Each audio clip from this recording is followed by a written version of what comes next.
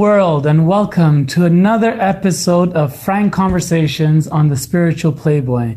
Today I'm here with Dr. Stacy Ellis, who is an incredible psychologist as well as a facilitator on a course called Liberation, Early Childhood Healing. It's a course that I just finished taking here in Portland, Oregon. It was a 5-day course. Dr. Stacy, welcome to Frank Conversations. Thank you. I'm happy to be here. Hello, all. Why don't you start off by telling us a bit about yourself, a bit about your practice? Great. I've been here in Portland, Oregon for about 4 years.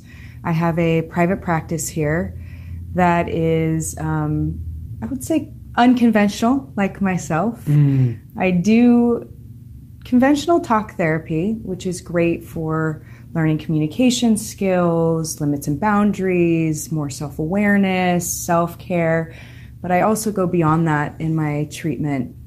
And I use a lot of different modalities to help people do work around their subconscious, nervous system, trauma, stress, learning how to release those, moving the emotional body. So there's a lot of different aspects to the work I provide in my practice. And then outside of that, I offer this 5-day intensive Liberation, Healing, Early Childhood that really is a deep dive into reconciling our early childhood learning, deprogramming the negative core beliefs that we were programmed with between the ages of 0 and up to 10 when our logical mind develops, and a reconciliation with our inner child.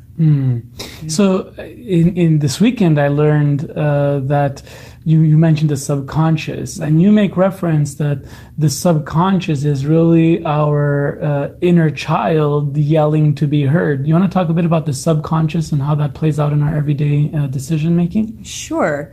So I went on this journey because I really wanted to help my patients in their change process. Isn't that the point of what I'm doing, right?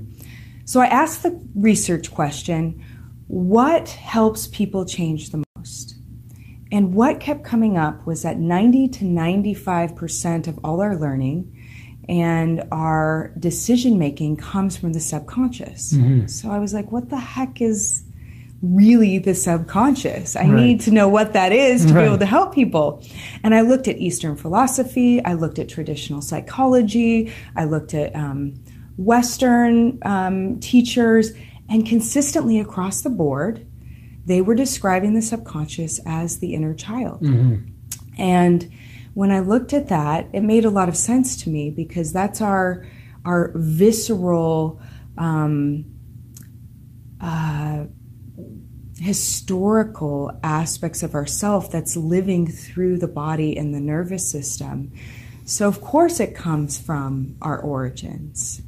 And so, yeah, it's our child. And a lot of people have not accessed this part of themselves, yet it's making 90 to 95% of their decisions. And it's like what? Instinctive. It's instinctive. So the logical mind, our adult mind, where most of us are living, runs at about 20,000 bits per second.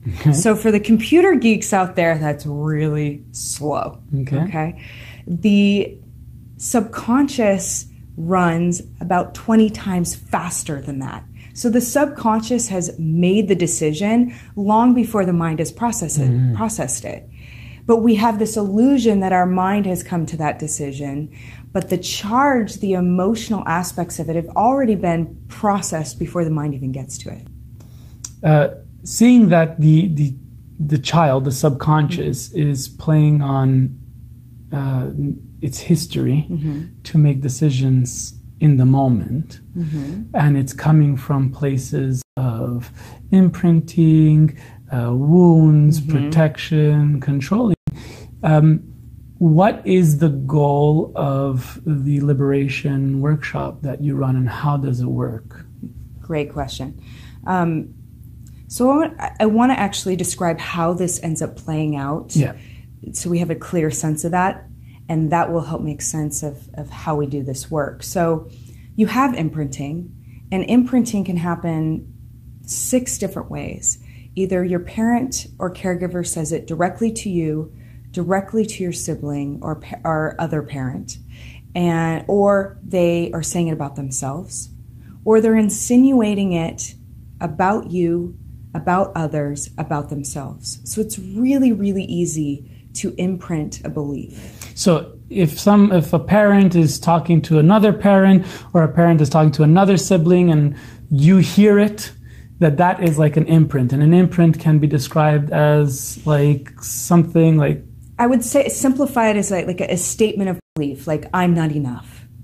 Okay. So maybe your mother just said, I'm not enough. I'm not enough here in this relationship, or gives you the impression that you're not enough. It will imprint. It only takes one time. And that gets stored in that 95% of part of your decision. Correct. Okay. It gets stored in the nervous system. Mm-hmm. So let's go with I'm not enough. Okay. So that gets imprinted. And then a situation happens a few years later where you don't feel enough. And then another situation happens. So now you start creating this story that I'm not enough. And then you start looking for situations in the environment where you're not enough, and or you have this fear, and you start avoiding situations so that you don't feel like you're not enough. And the story starts playing in the logical mind. So that's where the logical mind gets involved. Now, if this gets imprinted and the story runs enough times, now you have a trigger. Mm-hmm. And this is where that visceral reaction shows up. So there might be a moment where your partner does or says something that makes you feel like you're not enough, and then it goes right through the story in the mind, right through the imprinting in the body, and then you have this unpleasant rush of emotion, adrenaline. It could be that you feel deeply hurt, deeply embarrassed, deeply angry, disrespected. But we go into this like fight, flight, freeze mode. And we all have them. Most adults have anywhere from 3 to 7 main triggers. And unless you've done some deep deprogramming work, doesn't matter how much work you've done on yourselves, these will show up. And it gets very frustrating for people that have done a lot of work.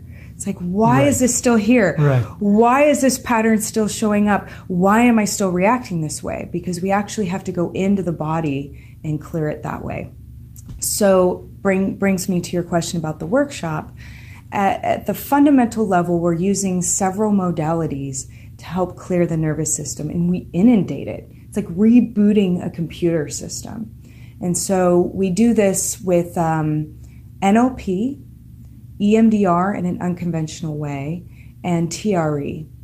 And those are base modalities that we use throughout the workshop. Okay, so before we go into those, can you explain what those acronyms are? Sure.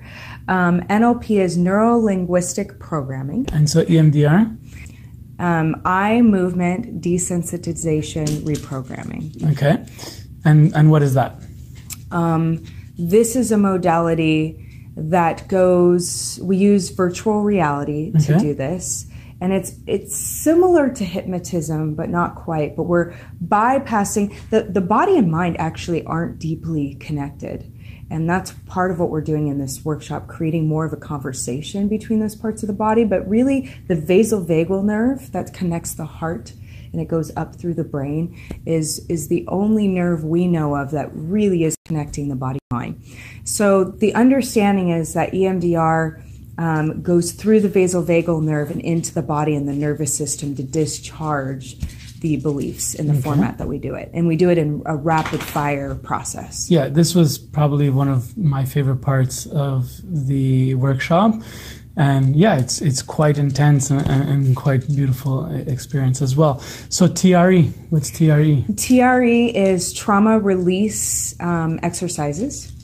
And this is a gentle way to allow the adaptive, primitive shaking process to discharge tension and stress and trauma from the body. So it's a more gentle modality. It's one that can be used all the time. So this could be like a link to a bit of the story of an animal is being chased in the wild. So an animal is being chased in the wild. The animal gets away. It gets away from the lion or whatnot. You'll find like the animal will, once it figures it's safe, it'll go in a corner and it'll just shake its body. It'll just completely shake the body until this experience is shook out of their body, and they go on as though nothing happened. Whereas in humans, we tend to not shake out the trauma or the experience, and so we stuff it, and therefore we feel like potentially like we are always still in this danger modality. Is that kind of correct? You learned well. Yes, yeah. Tell me more. Yeah, it's similar to a dog, which I have one running around the house right now. Yeah. Scout, perfect timing, with his teddy bear. He and Frank have bonded quite a bit while they've been here. So, you know, what we'd see with one of these little guys, if they get anxious or scared, is they start shaking, right? And we think they're shaking because they're anxious. They're actually shaking the stress out. It's an adaptive function. Okay. So I teach you how to do that during this workshop. And so in Arista, we do emotional release. What's the difference between TRE and emotional release? Emotional release done in a general format is to get you moving the emotions through the body and out, which is a very cathartic process. It's great to use when you're in a trigger. And we also use this in this workshop with more of an intention behind it. But TRE is much more gentle and it's subconscious. So you may not know what the body is particularly releasing at that moment in time. And this is more like of an exercise that you could do on the daily, just Correct. It's like hygiene. Correct. Okay. Cool. Absolutely. I would say this is nervous system, emotional hygiene that you would do on a typical basis. Perfect. Okay. So we are doing NLP, EMDR, TRE, and then on top of it, we're living like we have some activities and rituals. So Can you speak a bit about the goal and the role of the activities and the rituals and how it plays into the whole modality? Great. So there is teaching pieces around where our early childhood may be impacting who we are. So we look at limits and boundaries. We look at self-esteem. We look at maturity, responsibility.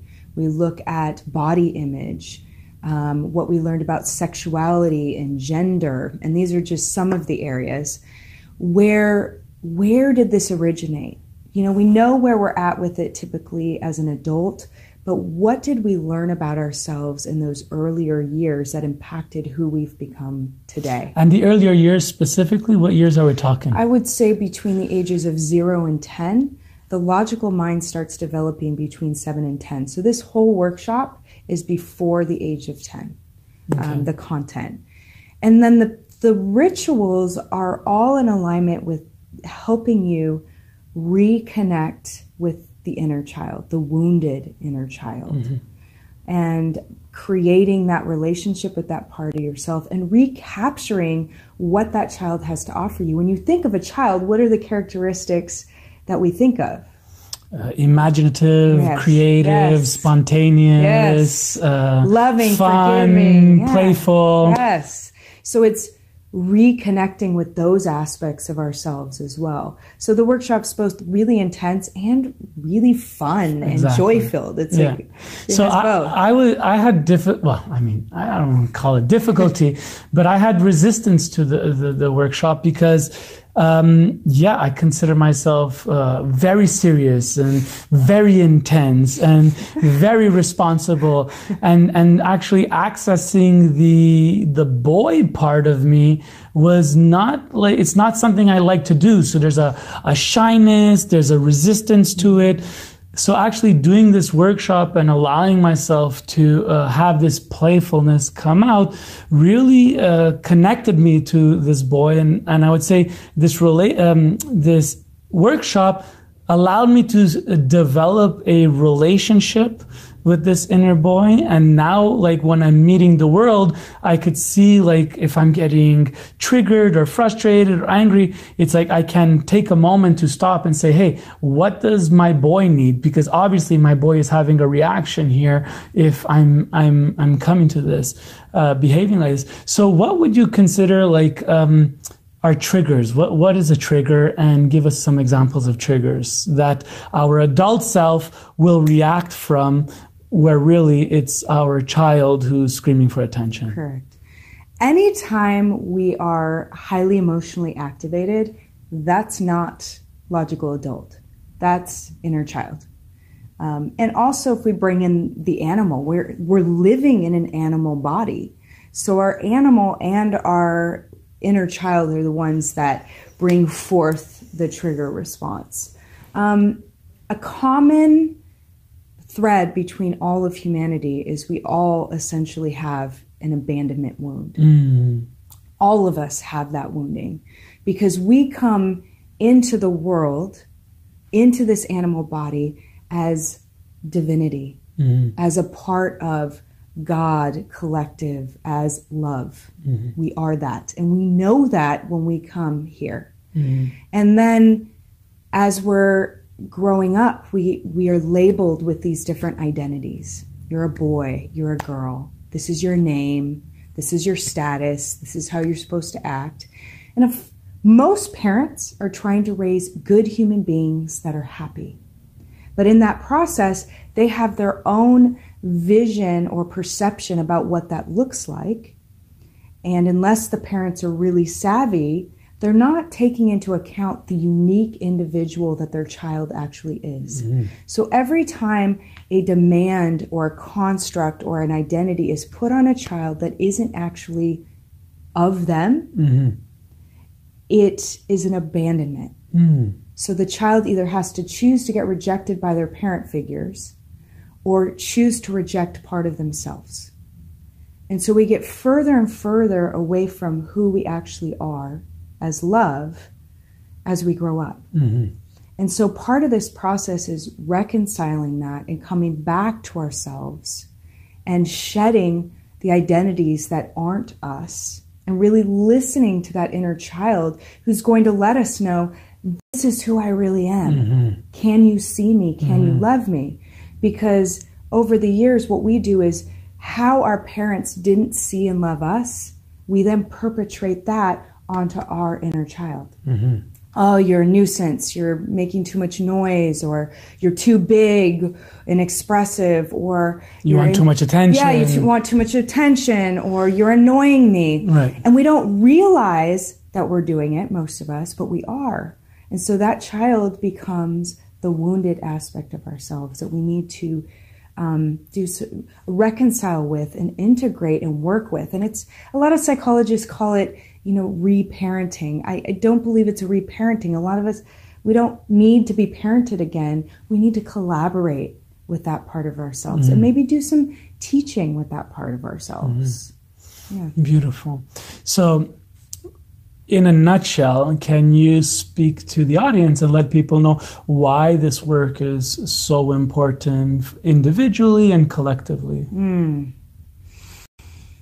So I don't ask anyone to do anything I haven't done myself. So I've done this work, and a lot of, at a base level, a lot of my triggers are gone. They're out of my nervous system now. They are no longer true. They no longer arise within me, which is beautiful because that creates space for me to truly move through the world authentically expressed as my unique expression of love and in the world. That is vitally important to me. That reconciliation was so healing for me, and shedding the layers and layers of what wasn't me and what didn't belong to me. This belongs to my mother, this belongs to my father, this belongs to my siblings, this belongs to society. Right. that it has allowed me to show up so much more powerfully in my full expression and be able to do this work and help other people heal. So the offering is, you can't skip steps. You really can't. And most of us have that early wounding, whether our triggers are abandonment or I'm not feeling respected, I'm not feeling seen and heard. Rejection, betrayal. I'm going to be embarrassed. We get on the hook with those. Those still hook us because most of us are doing present day or some esoteric work, and we can't skip steps. Right. We've got to go back to the origin and kind of uproot what's in the nervous system so that we have a clear path to actually show up in our full power. So it's about living more authentically and living more currently with what's actually real in ourselves versus like coming from a past story that is not really true and not really intended for us in the first place necessarily. And those stories are stinkers. They're so subtle, and they shift our perspective from what is actually true and real and what is to the identity piece, right? And so it's really actually taking, I liken it to having a glass of water and you put drops of ink, this is old school, in it. It's diluted. We're diluted when we still have these stories and this programming in our system. So it's like clearing that out so we have a clarity in it about ourselves in the world. We can actually see it for what it really is and who we actually are. It's beautiful. Personally, for me, I came to do this work because I'm really deep into the ISTA work, and I feel that the ISTA work is fantastic at helping people access their truth, be more powerful, share love more freely in the world. But I found myself, still reacting to certain situations and getting my hairs up and getting aggressive and going into my defense mechanism, which is fight. It's well known amongst our loves, love people in my life, that, I'm a fighter. So when I feel defensive or threatened, I operate from that place. And that's obviously not who I am, because who I am is much more patient, much more loving, much more compassionate. But it seems so much like uncontrollable, and you see red, and then all of a sudden all these things happen, and then there's regret and shame and sadness. So it was just really weighing on me, the amount of work I was doing and still not being able to find a certain level of mastery. So when I met Stacey and I found out about her work, I wanted to do it because for me on this journey, I'm so dedicated to going into the depth of my being and living the most powerful life I can live in the time that I have here. So I would say, like, so far, I think this work takes some time for integration. We need some moments to be challenged and see how we meet it. So I'm really excited to go back into the world and figure out how this is resonating with me. But ultimately, at this point, I truly feel that the edges have been sanded or smoothened out for me, and there's a much more permission to, number one, be compassionate with my boy and actually say, my boy needs attention. Now, it's my responsibility to take care of my boy. It's not my girlfriend's responsibility. It's not my parents' responsibility. My parents are my siblings now. If anything, they're my equals more than people that have parented me. And so I have a responsibility to nurture that relationship and give that child what it needs. And because of that, I feel like I could be much more playful. That's what I'm feeling now. I feel like much more playful, much less attached to outcome, how things look like. So I'm excited to go back into the world and really see how this has supported my transformation and evolution. And what I want to say to the ISTA graduates, ISTA brothers and sisters out there in the world, is that I feel that this work is a vital aspect to our transformation process and our healing process. And I think that this is is really amazing, excellent work to do maybe after a first level 1, when you get the major download, and then you get this piece which allows us to go to our core. And then when we redo the level 1, we're coming in from a much more authentic, grounded, aware, flexible, and compassionate place. So I'm really excited to get into my next level 1 after this as well. So that is my suggestion. How about you? Do you have any last words to impart? I would say this work is very compatible with the ISTA work. I don't know. I would assume you agree. Absolutely. Yeah. And, this is my love offering to the world. I left my, psychologist career, and a lot of people thought I was crazy to do that, to offer this piece, because I think it's a missing piece. It's an important piece. And the transformation I've seen with people over time as they've done the aftercare. There's 3 months of aftercare to keep the reset and the integration going. But I have seen long-term, permanent shifts in people that they've been wanting for a long time and not able to get doing other pieces of work. So I'm thrilled that you were open and wanting to come do this. Absolutely. I trust you, and I trusted this work. Stacy is an amazing facilitator. She holds really powerful space, very safe space. She's on top of it. I can't suggest her more highly. Let's say people are interested. How do they get in touch with you? Great. My website, drstacyellis.com. drstacyellis.com. Yeah. There's information about upcoming workshops. I do small group intensives once a month. So just to be clear, in general, you do 1 per month. Correct. Small groups, intensives. Here in Portland. Mm-hmm. And then every now and then you are going to be offering a program, a larger program. Sometimes will be for ISTA graduates, sometimes will be for anybody that is inspired by the work. And if you have a group, 6 or more somewhere in the world, and you want me to come do the work, I will come do the work. Amazing. Yeah. Thank you so much, Stacy, for this week that we spent together, your dedication to this work, your dedication to humanity, and for just being an awesome person and an awesome friend. I love you. I love you too. Thank you for everything. Blessings. And on that note, as we always say, let love free. It's the only way we'll ever change anything. Peace. Peace. Mwah.